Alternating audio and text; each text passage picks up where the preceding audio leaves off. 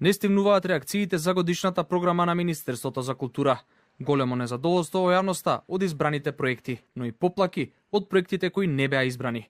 Финансирањето според многумина е проблематично.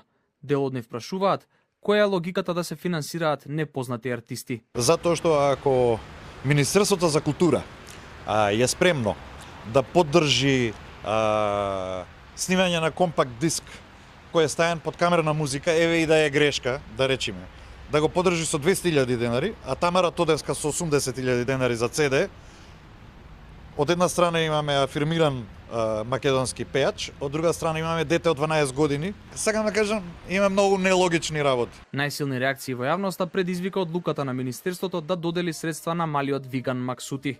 На социјалните мрежи се огласи и медјаши. Бараат одговори од Министерството зошто проектот е финансиран. Би сакале да укажеме дека облекувањето на деца во воени униформи не придонесува кон градење мир и подобар свет за децата. За одлуката на Министерството за култура на Република Македонија пак очекуваме да се произнесе на кој начин и зошто токму овој проект е финансиран. Од Министерството пак за телевизија 24 децидни дека нема да финансираат проекти кои поттикнуваат раздор и нетрпеливост меѓу граѓаните. Во однос на реакциите во јавноста за висината на парите кои биле доделени на Максути, велат дека се работи за техничка грешка и не гледаат корелација меѓу минатото на изведувачот со доделените средства. Наша цврста заложба е да обезбедиме силна поддршка за културни проекти кои градат едно општество за сите, колку што сме ние запознаени. Виган Максути е изведувач на песна за Адем Јашари, која е снимена пред неколку години.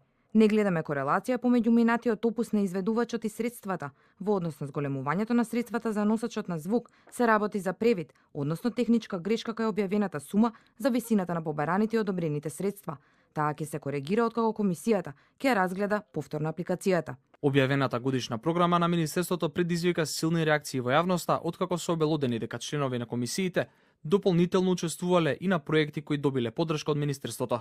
Проектите кои беа одбиени за годишната програма на Министерството сега имаат право на жалба во рок од 15 дена.